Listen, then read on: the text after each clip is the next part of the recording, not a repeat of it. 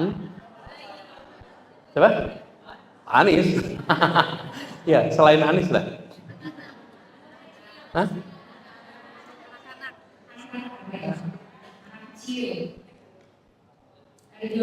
Ya, anak kecil. Atau kalau memang ada IT, tahu IT ya? Makhluk luar angkasa. Kalau ada tuh gitu. Dia datang ke bumi, dia pasti tanya, kenapa ya ada di sini ada hidung gitu? Kenapa ya dua matanya? Kenapa? Kita itu udah nggak tanya lagi. Kenapa? Karena kita berada di dalam dunia manusia. Di dalam dunia manusia, ya namanya manusia pasti jarinya 5, matanya 2. Itulah umumnya. Karena itu kita bertanya lagi. Nah, seringkali kita itu terlalu dalam hidup dalam diri kita sendiri, dalam lingkungan kita, sampai kita menerima apapun yang ada tanpa pernah mempertanyakan.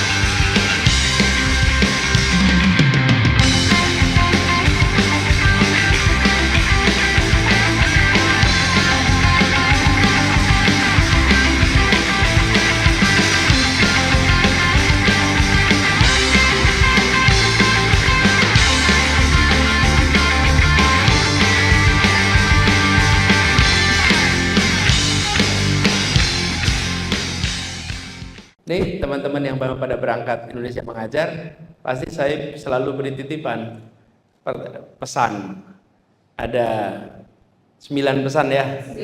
Ada 9 pesan. Terus salah satunya adalah ini contohnya, think like a stranger, act like a native. Berpikirlah seperti orang asing, tapi berperilakulah seperti orang setempat. Okay. Berpikirlah seperti orang asing. Apa sih yang menarik dari orang asing itu? Orang asing itu bertanya yang tidak ditanyakan. Itulah orang asing. Tanya nih misalnya, kenapa ya motif songket begitu? Kamu bisa jawab nggak tuh? Dari dulu begini Pak. Songket ya begini. Iya, saya tahu. Kenapa? Terus kita, aduh, saya nggak kepikir ya, kenapa songket begini ya? Terus nih, Anindita pakai nih, motifnya batik apa songket nih? Batik. Batik, kenapa ya motif batik begitu? Terus kita, aduh, kenapa ya? Aku tanya lebih jauh lagi, batik kenapa ya warnanya kok coklat sama hitam ya? Kenapa ya kalau di Pekalongan kok warnanya merah kuning gitu ya? Lasem, itu kan, ya dari dulu begitu Pak, ya itu cirinya. Ya iya saya tahu, tapi kenapa gitu? That's being a stranger. Jadi saya selalu mengatakan, menjadilah seperti orang yang tidak berada di sini. Dan bertanya hal-hal yang tidak biasa ditanyakan. Coba semuanya angkat jarinya. Angkat tangan. Jarinya berapa? Kenapa 5? Pak yang bener aja, jari ya 5 Pak, namanya manusia gitu kan. Ini pertanyaan. Mungkin nggak Anda ditanyain orang di sebelah Anda gitu? Mbak, jarinya 5 kenapa ya? Kira-kira Anda langsung pindah tempat bukan nggak tanya gitu? Ini berarti yang tanya nih belum sembuh nih gitu kan kira-kira. Masa jari ditanyain? Pertanyaan saya, siapa yang kira-kira tanya ke Anda jarinya 5? Siapa? Anies. Ya, selain Anies lah. Hah?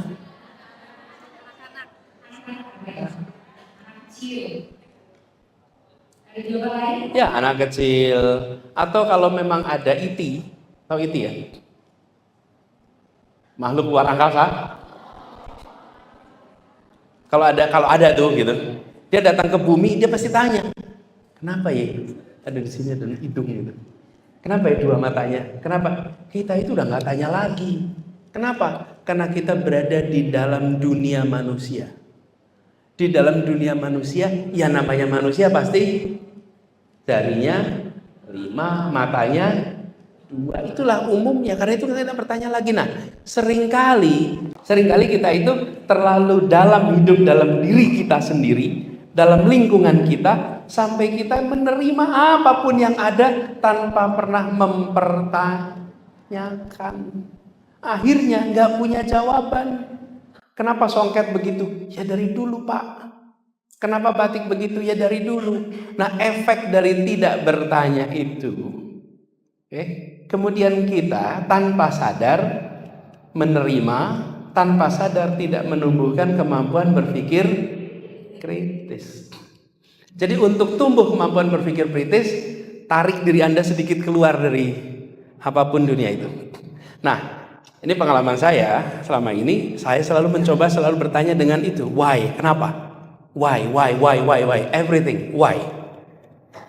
Dan saya memimpin kalau di organisasi bukan dengan instruksi mulainya, tapi dengan pertanyaan, why? Nah, dengan begitu, teman-teman, kita bisa menumbuhkan kemampuan berpikir kritis. Dan ini terkait IM nih. Ini pengalaman zaman dulu ketika rekrutmen IM. Itu kalau rekrutmen suka ada yang begini, Pak, saya tertarik ikut Indonesia Mengajar, Pak. Syaratnya apa? Oh, jawab saya, Anda nggak usah daftar.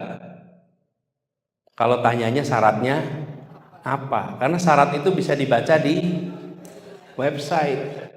Kalau Anda ketemu saya dan tanya syaratnya apa, nggak usah ikut. Kami butuhnya orangnya begini, Pak, kenapa syaratnya di bawah umur 25? Pak, kenapa syaratnya belum menikah? Oke? Itu adalah pertanyaan yang menimbulkan percakapan. Tapi kalau pertanyaan yang tadi menimbulkan percakapan nggak? Enggak, pertanyaan 1, 2, 3, lihat di website aja. Ada semua. Nah, teman-teman, memancing pertanyaan-pertanyaan yang menumbuhkan percakapan, yang menumbuhkan kemauan untuk membandingkan, itulah yang kita butuhkan. Waktu saya masih SMA menuju kuliah, saya ini diberi oleh paman saya sebuah buku yang sangat berkesan. Saya nggak tahu buku itu masih ada apa tidak, tapi buku lama, namanya Breakthrough Thinking. Anda cek coba di Google, masih ada nggak tuh buku itu? Namanya Breakthrough Thinking. Karena itu buku saya ingat sekali. Karena saya lulus SMA menuju kuliah, terus diberi oleh sebuah buku namanya Breakthrough. Lalu ada pengalaman di Breakthrough Thinking itu yang kemudian saya terapkan dalam kehidupan saya. Dia cerita begini di Breakthrough Thinking. Ada orang yang berpikir breakthrough, ada yang tidak berpikir breakthrough. Waktu itu belum menggunakan istilah critical. Apa bedanya? Kata dia begini, dalam sehari-hari dari rumah ke tempat kerja orang naik kendaraan. Pada saat dia naik kendaraan, ada yang memperhatikan persimpangan mana yang traffic light-nya lama, persimpangan mana yang traffic light-nya cepat. Rute mana yang jalurnya lebih padat, rute mana yang jalurnya lebih longgar. Ada yang memperhatikan, ada yang tidak. Nah, orang yang memperhatikan, dia sesungguhnya udah built in breakthrough thinking. Orang yang belum, berarti dia belum built in. Tetapi dua-duanya bisa dilatih. Kesadaran untuk bertanya atas apa yang dia kerjakan, mengapa rute ini, mengapa rute itu, itulah potensi untuk menumbuhkan, kalau di sana waktu itu namanya breakthrough thinking. Kalau dalam konteks kita sekarang namanya critical thinking. Nah, jadi teman-teman sekalian, salah satu skill di 21st century udah diomongin di mana-mana, itu kan 4C ya. Apa namanya? Critical thinking, apalagi? Kolaborasi, apalagi? Communication, apalagi? Creativity. Itu 4C itu disebut di mana-mana, udah hafal kita. Nah, sekarang menurut saya salah satu yang paling penting adalah critical thinking. Dan critical thinking ini menjadi benteng berhadapan dengan apa? Dengan ekstremisme, dengan hoax, dengan segala macam kabar yang tidak akurat. Itu bentengnya adalah critical, karena itu critical harus tumbuhkan. Nah, jadi pertanyaan-pertanyaan seperti ini dan inovasi, terobosan itu sering muncul dari critical thinking, kemampuan berpikir kritis. Karena begitu dia bertanya tentang why, nanti muncul terobosan tuh habis itu. Ambil muncul terobosan sesudah why itu muncul. Jadi teman-teman sekalian, saya usul pada teman-teman yang sekarang mau makin mengembangkan kemampuan berpikir kritis, sering-seringlah bertanya hal yang tidak ditanyakan. Walaupun tidak selalu nyaman. Seperti saya bilang tadi, jarinya 5, menjelasinnya gimana coba? Why? Kita juga belum tentu punya penjelasan. Tapi keluarkan diri Anda dari dunia Anda, munculkan pertanyaan as a stranger, menanyakan hal-hal yang sudah Anda anggap sebagai hal yang normal, hal yang biasa. Ya, kalau menurut saya gurunya harus ditumbuh kemampuan berpikir kritis dulu. Kalau gurunya tidak memiliki kemampuan berpikir kritis, susah. Karena kalau guru tidak memiliki kemampuan berpikir kritis, dia akan tidak nyaman dengan lingkungan yang berpikir kritis. Nggak nyaman. Karena dia berada dalam situasi jadi defensif nanti. Tapi kalau dia terbiasa berpikir kritis, maka pertanyaan itu juga biasa aja. Makanya teman-teman, kalau ada pejabat yang anti kritik, berarti dia tidak terbiasa berpikir kritis. Loh, bener kan? Iya. Jadi kalau kritis kemudian malah dikriminalisasi, repot itu. Jadi kalau terbiasa berpikir kritis, melihat kritik juga itu sebagai ini adalah cara untuk mengeksplor lebih jauh, betul tidak? Nah, ini baca catatan nggak saya ngomong ini? Catat.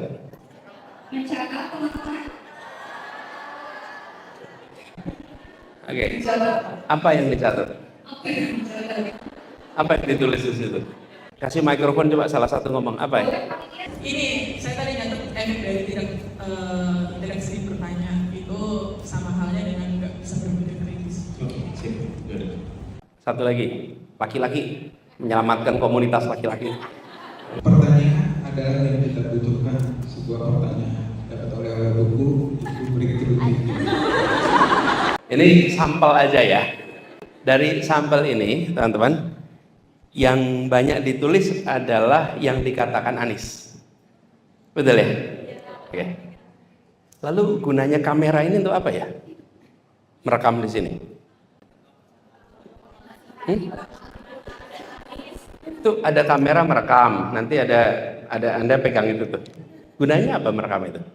Untuk menangkap apa yang dikatakan Anies. Oke? Pertanyaan nih. Kenapa kita menggunakan kemampuan berpikir kita selama Anies bicara untuk menggantikan fungsi kamera? Kenapa kita gunakan itu? Kenapa? Kenapa tidak selama Anies bicara yang Anda tulis adalah pertanyaan untuk Anies, kritik untuk Anies, mereview apa yang Anies katakan. Bagian mencatat saya serahkan pada HP untuk mencatatnya. Bisa nggak? Itu critical thinking nggak kira-kira? Nah, jadi udah soal Anies katakan apa saya rekam pakai HP. Nanti sampai rumah saya dengerin. Tapi selama Anies bicara, saya tulis pertanyaan untuk Anies. Kritik untuk yang dikatakan Anies. Selama proses diskusi, Anda berpikir kritis. Dan Anda menantang otak Anda untuk kritis pada Anies selama proses.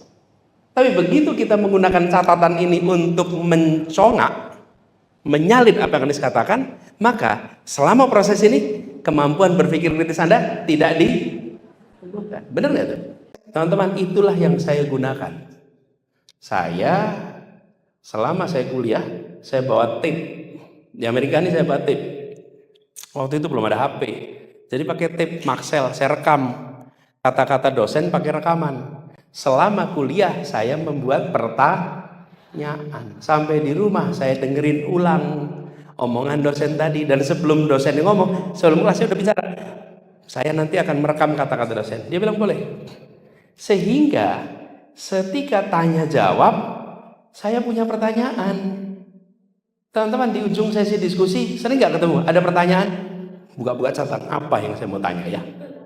Benar nggak teman-teman? Sehingga proses ini menjadi proses tukar pikiran sepanjang acara. Coba kalau teman-teman jadi guru, lalu lakukan itu pada murid-muridnya. Dan anak-anak, selama saya ngomong Anda tulis pertanyaan ya. Boleh aja catat kata-kata kunci yang mungkin berkesan, yang mungkin penting, tapi berikan ruang untuk tumbuh. Jadi teman-teman, selama diskusi Anda akan kritis. Dan percaya saya, nanti selama Anda diskusi Anda akan muncul dengan pertanyaan, karena Anda merangsang pikiran Anda, apa yang mau saya tanyakan ya dari statement ini ya. Nah, itu teman-teman membutuhkan juga guru yang mau berpikir kritis. Karena bayangin, Anda ngomong langsung selesai ngomong Anda ditanya kok gitu. Dengan pertanyaan-pertanyaan kritis. Betul nggak teman-teman? Maka suasananya menjadi learning process. Bukan sekedar transfer of knowledge, tapi ekosistem berpikir kritis. Ini guru di sini banyak ya? Banyak guru di sini. Oke, yang guru boleh acungkan tangan. Aduh, luar biasa. Selamat Hari Guru buat guru-guru kita. Bisa nggak guru diganti teknologi? Bener. Yakin? Serius? Guru nggak bisa ganti teknologi? Kenapa?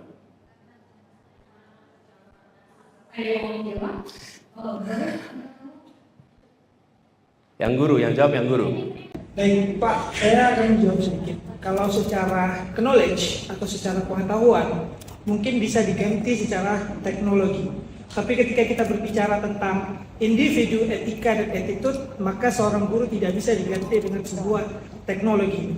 Karena pada dasarnya seorang guru memberikan bukan hanya tentang pendidikan, bukan hanya tentang materi, bukan hanya tentang knowledge, tapi berkaitan dengan attitude, etika, dan sopan santun untuk ke depan. Menurut saya, guru itu tidak akan pernah bisa digantikan dengan apapun. Karena pada dasarnya guru itu adalah seorang manusia. Dan manusia harus dan hendaknya memanusiakan manusia. Jadi kalau misalkan diganti dengan teknologi, tidak akan mungkin teknologi memanusiakan manusia. Walaupun memang pada kenyataannya teknologi memang memberikan sebuah dampak pengaruh bagi kehidupan kita dan mendukung pastinya. Tapi untuk memberikan sebuah dampak manusia, karena yang diberikan ini, yang kita ajarkan, yang kita berikan itu adalah seorang manusia gitu, yang nantinya itu akan kehidupan yang berkelanjutan nantinya. Jadi otomatis inilah fungsi guru sebagai manusia dan memanusiakan seorang manusia. Terima kasih. Boleh nggak pertanyaan saya tadi dikritik? Boleh kan? Saya mau kritik sendiri pertanyaan saya tadi nih. Pertanyaan diubah. Nih kalau pertanyaan saya ubah jadi gini. Guru macam apa yang tidak bisa digantikan teknologi? Lalu pertanyaan berikutnya, guru macam apa yang bisa digantikan teknologi? Kebayang? Nah, ketika pertanyaan begitu, maka kita ketemu juga jawaban bukan? Guru macam apa yang bisa digantikan teknologi? Ngajarnya repetitif, materialnya recycle terus, bener nggak? Ngajarnya mekanistik, tidak inspiratif, tidak mencerahkan, tidak dialogis, betul tidak? Yang itu bisa diganti lagi, bener kan? Anda kan juga ciptakan manusia sebagai manusia, asumsinya tadi kan asumsinya dialogis, asumsinya inspiratif, itu kan asumsi semuanya.